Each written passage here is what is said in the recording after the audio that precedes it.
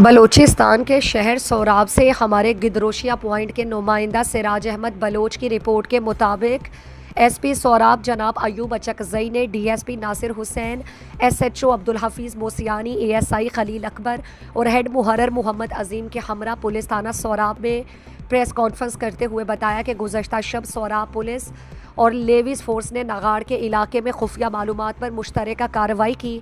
इस दौरान डकैत गैंग के सरगना ने पुलिस पर बराह रास्त फायरिंग की।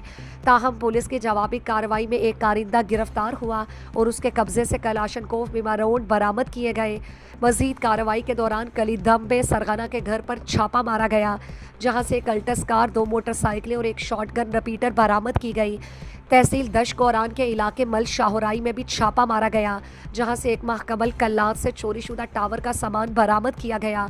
ताहम गैंग का सरगना मौके से फरार होने में कामयाब हो गया, मगर उसकी वीगो गाड़ी दौरान फरार एक्सीडेंट का शिकार हो गई, जिसे पुलिस ने कब्जे में लेकर थाने मुंतकिल कर दिया और गिरफ्तार मुलजिम से तफ्तीश जारी है। इस मौके पर एसपी अयूब अचकजई ने मजीद कहा कि सोराब पुलिस आवाम के जानो माल के तहफ़्फ़ुज़ के लिए हर मुमकिन इक़दामात कर रही है और जराइम पेशा अनासर के खिलाफ कार्रवाइयाँ जारी रहेंगी।